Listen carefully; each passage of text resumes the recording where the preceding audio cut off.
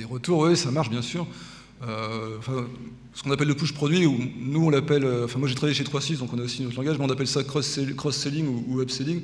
Alors évidemment que ça marche, après il y a des stratégies de positionnement de ces produits-là qui marchent plus ou moins bien. Donc est-ce que vous mettez les produits croisés dans votre fiche produit? Est-ce que vous les mettez dans le panier? Est-ce que vous les mettez sur la...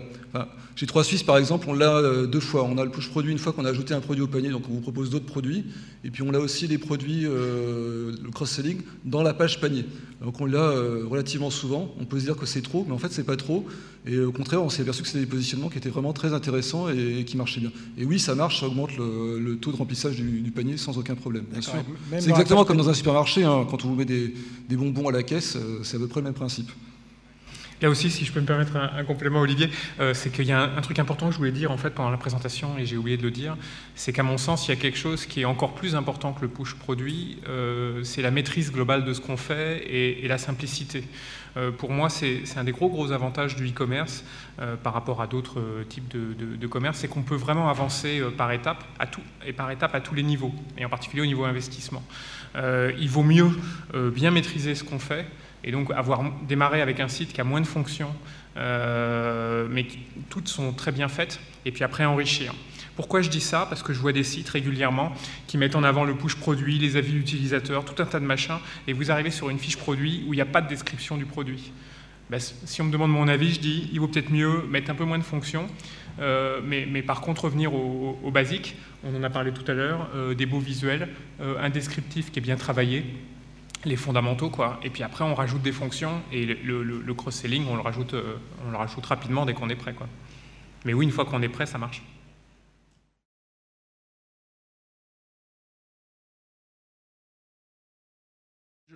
Je peux déjà dire, à mon sens, ce qui est une mauvaise façon de démarrer. C'est plus facile de dire ce qui est une mauvaise façon.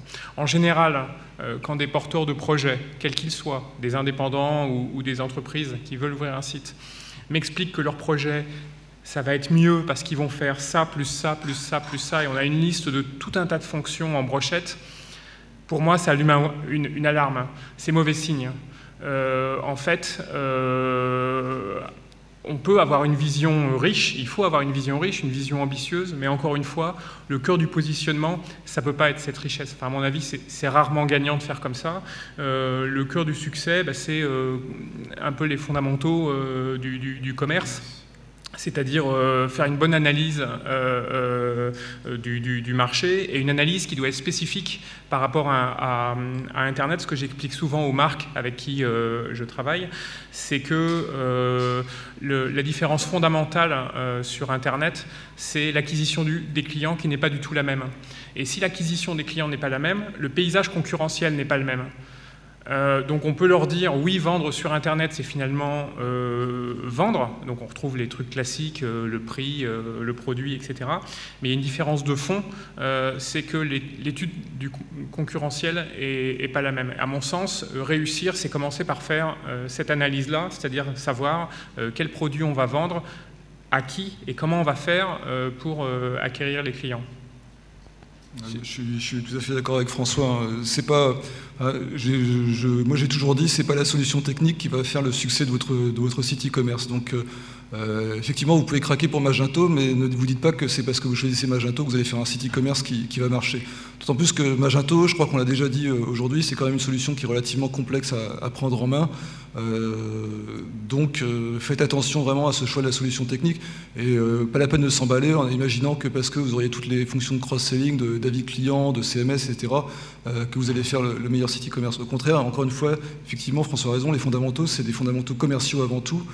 Ce qui compte, c'est d'avoir des temps de réponse rapides. Donc là, on n'est pas du tout côté solution technique, mais côté hébergement. C'est d'avoir un merchandising qui soit correct, c'est-à-dire adapté à ses clients et à sa marque. Ça, c'est les fondamentaux. Après, il y en a d'autres. Moi, je ne suis pas le spécialiste du marketing, mais clairement, il ne s'agit pas de mettre toutes les fonctionnalités qu'on peut avoir sous un site e-commerce en espérant que ça marche. Ça, c'est utopique. C'est comme les gens qui achètent une voiture avec toutes les options en pensant qu'ils conduiront mieux. C'est pas vrai du tout.